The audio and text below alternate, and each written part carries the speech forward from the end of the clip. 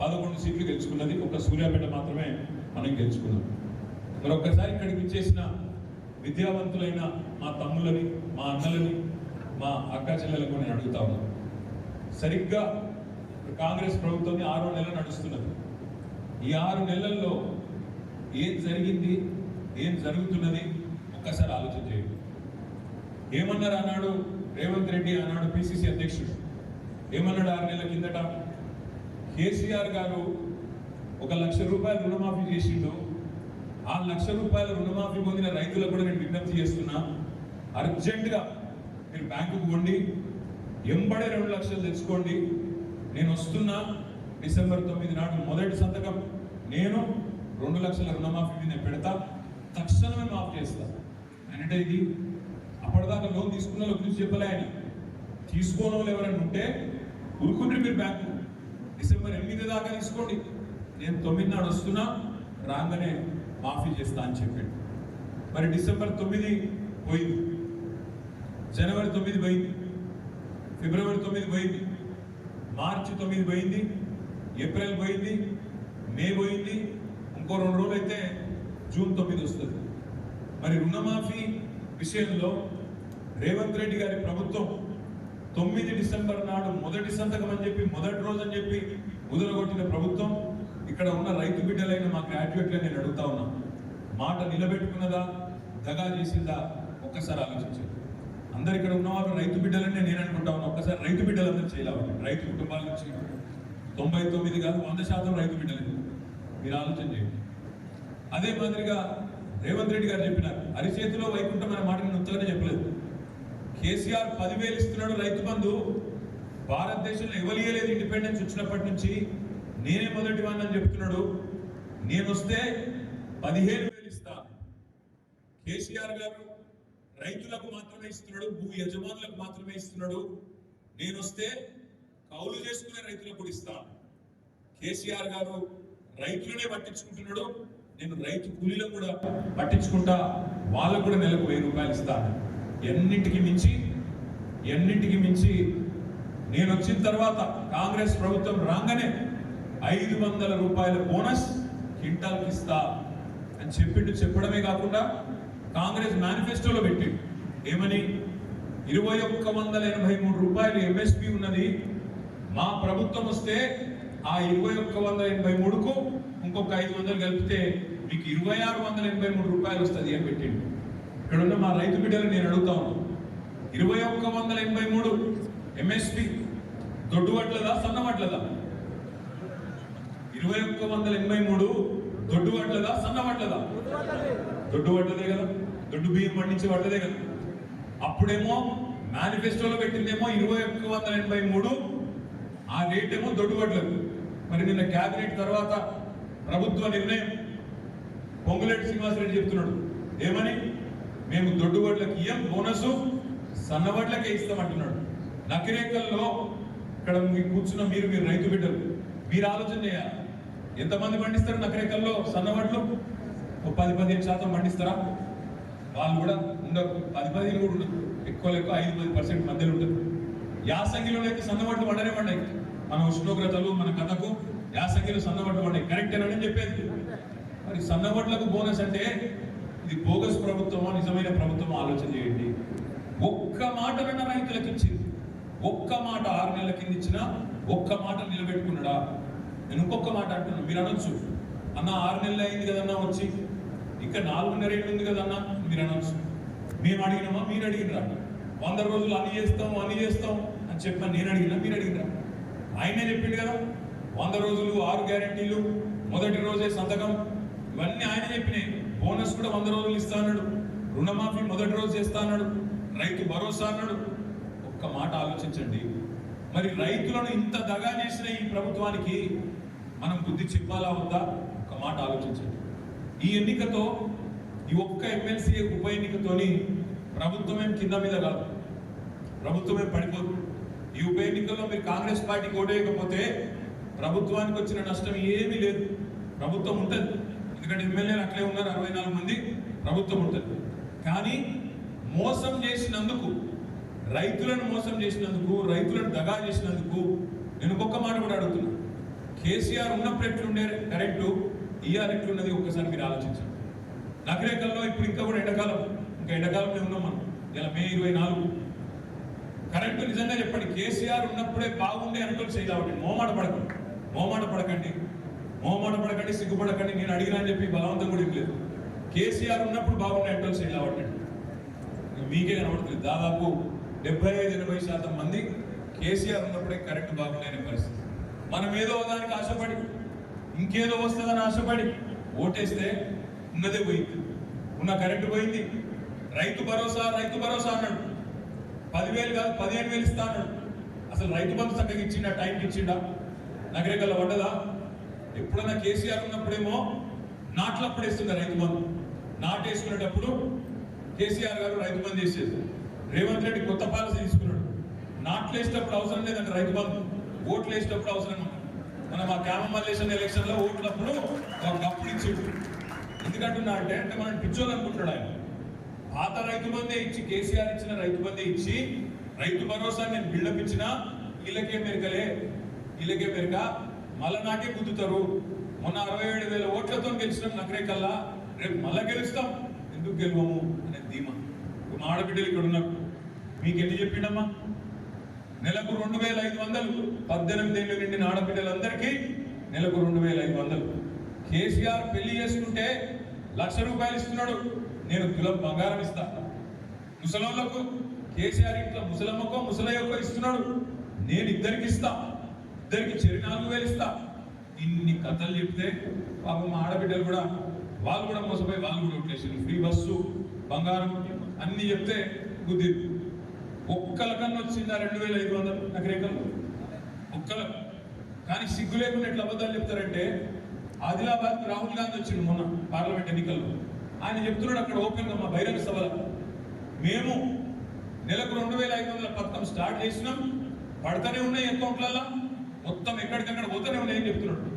ఉత్తరప్రదేశ్ లో ప్రియాంక గాంధీ చెప్తున్నది, మేము తెలంగాణలో మా ప్రభుత్వం వచ్చింది రాగానే అక్కడ మహాలక్ష్మి పథకం చాలు చేసినాం, 2,500 రూపాయలు పడతానే ఉన్నాయి, సరిపోతూనే ఉన్నది అని చెప్పి అక్కడ చెప్తా ఉన్నాం.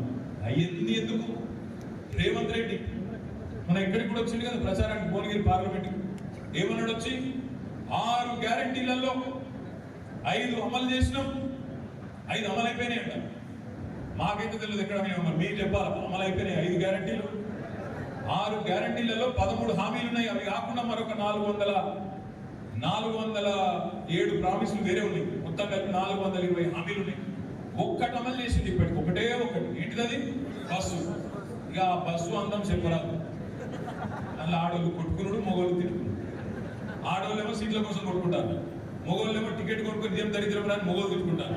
ఇది పరిస్థితి. బస్సు పెట్టింది ఒకటే ఒకటి, కానీ సిగ్గు లేకుండా రేవంత్ రెడ్డి అబద్ధాలు ఏమంటాడు, గుల్లా చెప్తున్నాడు. 5 అమలు చేసినా అయిపోయింది, ఇంకొక్కటే మిగిలింది అంటు. ఇక ఒక్కటేందో మరి మన గుండు కొట్టుడు మిగిలిందో ఏందో తెలియదు, కానీ అన్ని చేసేసిండట. ఇక్కడికి వస్తాడు, భువనగిరికి వస్తాడు, యాదగిరి లక్ష్మీ నరసింహస్వామి మీద ఒట్టు మళ్ళా 15 ఆగస్టు. నాకు తెలియకడుగుతా, మీరు చెప్పాలి నాకు. మనుషులు దేవుళ్ళ మీద ఒట్టు పెట్టి ఎప్పుడు మొదలు పెడతారే? నమ్మకపోతే మొదలు పెడతారు. అమ్మతోడు అయిపోయి, అవ్వతోడు అయిపోయి, పిల్లలతోడు అయిపోయి, తల్లితోడు అన్ని అయిపోయినాక ఎప్పుడు నమ్మలేడు అనుకో. అప్పుడప్పుడు ఊళ్ళో ఉంటారు కొంతమంది అప్పులు చేసుకోలేదు, అందరి దగ్గర ఎక్కడో దగ్గర గీక్కుంటే బాగా తెచ్చుకుంటారు. అమ్మతోడే నీకు ఎల్లుండి ఇస్తా అంటారు, అవ్వతోడే అవతల ఎల్లుండి ఇస్తా అంటారు. ఇయ్యలేదు అనుకో, ఆఖరికి ఏం చేస్తారు, అమ్మతోడు రాబోయే నమ్మడికి అవుతలే, నేను నమ్మరా. మొన్న కూడా ఇట్లా అమ్మతోడను నీ అమ్మ దేవుడి మీద ఒట్టు రాబోయే. ఇప్పుడు దేవుడికి వచ్చింది బాధ, యాదగిరి నరసనకు వచ్చింది ఇప్పుడు బాధ. రేవంత్ రెడ్డి చేయవాడు 15 ఆగస్టుకి ఎత్తా అంటారు ఇప్పుడు కొత్తగా. ఒక్క రైతులను మహిళలనే కాదు, ఈ ముఖ్యమంత్రి కాంగ్రెస్ వాళ్ళు ఎంత లంగలంటే అందరినీ మోసం చేసింది. ఇక్కడ కూర్చున్నారు మీరు గ్రాడ్యుయేట్, నేను ఒక్కటి అడుగుతా, మిమ్మల్ని మీరు చెప్పాలి. ఇప్పుడు ఒక ప్రభుత్వ ఉద్యోగం ఇవ్వాలనుకోండి, ఏం చేయాలి? ముందు నోటిఫికేషన్ ఇవ్వాలి. గిన్ని పోస్టులు ఖాళీ ఉన్నాయి, ఈ అర్హతలు, గిన్ని రిజర్వ్డ్ పోస్టులు, ఇంత కథ, గిన్ని ఉన్నాయి, ఈ జిల్లాల గిన్ని ఉన్నాయి, ఈ జిల్లాల గిన్ని ఉన్నాయని నోటిఫికేషన్ ఇవ్వాలి. తర్వాత ఏం చేయాలి? రాత పరీక్ష పెట్టాలి. ఆ తర్వాత ఏం చేయాలి? ఇంటర్వ్యూ పెట్టాలి. ఆ తర్వాత అపాయింట్మెంట్ లెటర్ ఇవ్వాలి. ఎవరైతే సెలెక్ట్ అవుతారో రాష్ట్రాలలో వాళ్ళకి లెటర్ ఇవ్వాలి. మరి రేవంత్ రెడ్డి ప్రభుత్వం వచ్చినాక ఎన్ని నోటిఫికేషన్లు వచ్చినాయన్నా? ఎన్ని వచ్చినాయి? లగాయించి చెప్పి నోట్ గాడిద గుడ్డు వచ్చింది ఇప్పటికి. ఆయన మొన్నదాకా నెత్తి మీద పెట్టుకుని తిరిగి గాడిద గుడ్డు అని ఒక గాడిద గుడ్డే ఇచ్చిందేమో 0 నోటిఫికేషన్. కానీ రేవంత్ రెడ్డి ఏం చెప్తున్నారికేనా, పెళ్లి చేయలేదట, పెళ్లి కాలేదట, సంసారం చేయలేదట, కానీ పిల్లలు మాత్రం పుట్టిరట. ఇది ఎక్కడ కథరా, నోటిఫికేషన్ ఇవ్వకపోతేవి, రాత పరీక్ష పెట్టకపోతేవి, కానీ నరుకుడు ఏం నరుకుతున్నాడు, 30,000 ఉద్యోగాలు ఇచ్చేసిన. యాడికెళ్ళి ఇచ్చినారో వైపు, ఎక్కడికెళ్ళి వచ్చినాయి? కేసీఆర్ ప్రభుత్వంలో ఇచ్చిన ఉద్యోగాలకు నువ్వు వచ్చి కాగితాలు ఇచ్చి నేను ఉద్యోగాలు ఇచ్చిన అని చెప్తే నమ్మేందుకు మా నగరేకల్ గ్రాడ్యుయేట్లు తెలివిలేని వాళ్ళు అనుకుంటున్నా నేను అడుగుతా ఉన్నా. ఆలోచించండి, 30,000 ఉద్యోగాలు ఇచ్చిన అంటుండ్రు రేవంత్ రెడ్డి, మళ్ళీ బొక్కుతా ఉన్నాడు. ఇచ్చిండా నిజంగా? సంవత్సరంలో 2 లక్షల ఉద్యోగాలు ఇస్తా అన్నాడు. ఒకటే సంవత్సరంలో 2 లక్షల ప్రభుత్వ ఉద్యోగాలు నింపుతా. కేసీఆర్ వాళ్ళు ఇట్లనే ఇచ్చుకున్న ఉద్యోగాలన్నీ నేను ఇస్తా, వచ్చి 2 లక్షల ఉద్యోగాలు అన్నాడు. ఒక్క నోటిఫికేషన్ లేదు, 6 నెలలు నడుస్తున్నది. మరి ఇప్పుడు ఇస్తావు, ఎవడు అడగాలి మరి రేపు? మీరు మళ్ళీ కాంగ్రెస్కి గుద్దురి, నగరేకల్లా కాంగ్రెస్కి గట్టిగా గుద్దినాక ఆ కాంగ్రెస్ వాడు పోయి అడుగుతాడు, రేపు అక్కడ అడుగుతాడు కదా కాంగ్రెస్ వాళ్ళు. అడిగితే కాంగ్రెస్ ఉంటాడా వాడు? తీసవతల వాడే రేవంత్ రెడ్డి. ఎవడన్నా కాంగ్రెస్ తోకాడిచ్చింది అనుకో, మీరు రాజగోపాల్ రెడ్డి తోకనే కట్టి చేసి పాపం ఆయనే తోక కట్టైన పీలెక్క తిరుగుతున్నాడు రేవంత్ రెడ్డి వెనకాల. అంటే నేను ఎందుకంటున్నా అంటే ఇది వరకు ఎట్లుండే పరిస్థితి, కేసీఆర్ గారు ఉన్నప్పుడు మంత్రులు ఎమ్మెల్యేలో మీరు చెప్తే అన్నయ్య ఈ సమస్య ఉంది చూడండి అంటే కనీసం పోయి అక్కడ మాట్లాడే పరిస్థితి.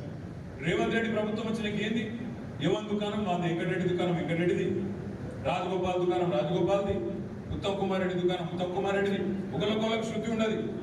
ఎవరి ట్యాక్స్ వాంది, ఎవరి దుకాణం వాంది, ఎవరి లెక్క వాంది, ఎవడు ఆడ పడతాడా, ఎవడు పోయి పుస్తకం కూర్చొని ఆలోచన తప్ప. మేము ఇదే చెప్పినాం, మీకు ముందు చెప్పినాం, ఇది అంతా కూడా చెప్పినాం. మీరు ఇల్లే, మీరంటే మీరుగా నగరికల్లో ఓటర్లు ఇల్లే. నేను మీ అందరితో ప్రార్థించేది ఏంటంటే 2 లక్షల ఉద్యోగాలు ఏవి అని అడగాలంటే ఎవరిని పెట్టి ఎవరు ఉండాలి అక్కడ? బీఆర్ఎస్ ఉండాలనా, కాంగ్రెస్ ఎమ్మెల్సీ ఉండాలని అడగండి, ఆలోచించండి. ఇంకొక మాట నేను మీకు చెప్పాలి, ఒక 2 లక్షల ఉద్యోగాలే కాదు రేవంత్ రెడ్డి చెప్పింది, మెగా డిఎస్సి వేస్తా అన్నాడు. మొదటి క్యాబినెట్ లోనే మెగా డిఎస్సి 50,000 టీచర్లు అన్నాడు. వేసిందా? పడ్డదా మెగా డిఎస్సి? కేసీఆర్ గారు 5,000 టీచర్ పోస్టులు పెట్టి డిఎస్సి వేస్తే ఆడ 50,000 ఉద్యోగాలు ఉన్నాయి, నువ్వు 5,000 ఎట్లా వేస్తావు అని వదిలిపెట్టినోడే రేవంత్ రెడ్డి. ఇవాళ మరి ఏమై మెగా డిఎస్సి అడగొద్దా? అడగకపోతే అమ్మ నాన్న బువ్వ పెడుతుందా? పెట్టదు. అడగాలి, అడిగేటోడు ఉండాలి. దయచేసి నేను మిమ్మల్ని కోరేది ఏంటంటే ఈ సమయంలో ఈ ప్రభుత్వానికి ఈ ఎన్నికతోని ఫరక్ పడేదేం లేదు. ఈ ఎన్నిక ఓడిపోయినా వాళ్ళకేం కాదు. కానీ మనం ఓడిపోతే ఏం జరుగుతుంది? గ్రాడ్యుయేట్లకు నేను 2 లక్షల ఉద్యోగాలు చెప్పినా ఇయ్యలే, అయినా నాకే ఓటేసిండ్రు. నిరుద్యోగ వృత్తి 4,000 అని చెప్పినా ఇయ్యలే, 100 రోజుల్లో ఇస్తా అన్న ఇయ్యలే. మా ఉప ముఖ్యమంత్రి బట్టి విక్రమార్క మేమెప్పుడు చెప్పినామన్నాడు, అయినా నాకే గుద్దిండ్రు. ప్రవేశ పరీక్ష రుసుము పెట్టా అన్నాడు, ఎంట్రన్స్ టెస్ట్లకు నేను ఫీజు పెట్టా అన్నాడు, మేనిఫెస్టోలో పెట్టిండు. కేసీఆర్ ఉన్నప్పుడు టెట్ టీచర్ ఎలిజిబిలిటీ టెస్ట్ ఎవరు రాసినా ఇక్కడ? కేసీఆర్ ఉన్నప్పుడు ఫీజు ఎంత ఉండే తమ్మి? 400. ఇప్పుడు రేవంత్ రెడ్డి వచ్చినాక ఎంత అయింది టెట్ ఫీజు? 2,000 అయింది. 400 కేసీఆర్ ఉన్నప్పుడు రేవంత్ రెడ్డి ఏమన్నాడు, అసలు ఫీజే పెట్టా తీసేస్తా అన్నాడు. ఇప్పుడు ఎంత పెంచిండు మరి? 5 రెట్లు పెంచి 500% పెంచి 2,000 పెట్టిండు. మోసం ఎట్లుంటుందంటే ఇంకొక ఇట్లుంటుంది. ఓడ మీద ఉన్నప్పుడు ఓడమల్లన్న, ఒడ్డుకెక్కినాక ఓడమల్లన్న. ఇప్పుడు మళ్ళీ నగరికల్లో ఉన్న విద్యావంతులను నేను అడుగుతున్నాను, మరి అడగాలి ఎవడు రేపు అక్కడ?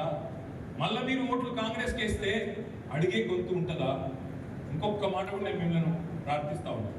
ఇవాళ మన పార్టీ నుంచి, బీఆర్ఎస్ పార్టీ నుంచి కేసీఆర్ గారు బాగా ఆలోచించి ఒక మంచి వ్యక్తిని టికెట్ ఇచ్చింది. ఆ పిల్లగాని పేరు ఇవాళ లేడు, దురదృష్టవశాత్ క్యాండిడేటు ఆయన ఖమ్మంలో తిరుగుతున్నాడు. ఎందుకంటే 34 నియోజకవర్గాల్లో ఎన్నిక కాబట్టి ఆయనకు రావాలని ఉండే, మనస్ఫూర్తిగా మీతో కలవాలని ఉండే. దురదృష్టవశాత్తు ఈరోజు ఆయన పాపం ఖమ్మంలో ఎక్కడో మదిరా సత్తుపల్లి అంతా తిరుగుతూ ఉన్నాడు, దూరంలో ఉన్నాడు కాబట్టి రాలేకపోతున్నాను మీకు చెప్పమన్నాడు. ఆయన తరఫున అందుకే నేను, జగదీష్ అన్న, మన లింగన్న అందరం కూడా మీ దగ్గరకు వచ్చినాం. తమ్ముడు రాకేష్ రెడ్డి, ఆయన పేరు ఏనుగుల రాకేష్ రెడ్డి. ఈ ఏనుగుల రాకేష్ రెడ్డి ఎవరు? ఆయన గురించి ఒక నిమిషం పరిచయం చేయాలి. ఏనుగుల రాకేష్ రెడ్డి అనే అబ్బాయి 39 ఏళ్ల వయస్సు. ఆ పిల్లగాడు ఒక రైతు కుటుంబంలో, మీలాగనే ఒక సామాన్య రైతు కుటుంబంలో వరంగల్ జిల్లాలో వర్ధనపేట నియోజకవర్గంలో పుట్టిండు. వాళ్ళ తండ్రి గారు కానీ ఇంకొకరు కానీ రాజకీయాలు ఎవరు లేరు. తండ్రి రైతు, ఒక సామాన్య రైతు. ఆ ఊర్లో పెరిగిండు, వంగా పహాడ్ అనే ఊరు. చదువుకున్నాడు. రైతులందరూ చెప్తారు తమ బిడ్డలకు చదువుకో బిడ్డ, నువ్వన్న ఉద్యోగం చేయని చెప్తాడు. చదువుకున్నాడు. 10th క్లాస్ డిస్టింక్షన్లో పాస్ అయ్యాడు. తర్వాత ఇంటర్మీడియట్ స్టేట్ ర్యాంక్ కొట్టిండు, 9వ ర్యాంక్ కొట్టిండు ఇంటర్మీడియట్లో. స్టేట్ ర్యాంక్ వచ్చింది, మంచి మార్కులు వచ్చినాయి. బిట్స్ పిలాని అనే ఒక సంస్థ ఉంటుంది, చాలా ప్రతిష్టాత్మకమైన ఇంజనీరింగ్ కాలేజ్. ఐఐటీల తర్వాత అంత ప్రతిష్ట ఉన్న ఇన్స్టిట్యూట్ బిట్స్ పిలాని, రాజస్థాన్లో ఉంటుంది. అక్కడ సీటు సంపాదించి అక్కడ పోయిండు. 4 ఏళ్ల పాటు అక్కడనే ఇంజనీరింగ్ చేసిండు. తర్వాత 2 ఏళ్ల పాటు అక్కడనే ఎంబీఏ కూడా చేసిండు. ఎంబీఏలో గోల్డ్ మెడల్ సాధించిండు ఆ ఇన్స్టిట్యూట్లో. ఇంత ఉన్నతమైన విద్యావంతుడు మన అభ్యర్థి. గోల్డ్ మెడల్ సాధించినాక వెంటనే రాజకీయాలకు రాలేదు.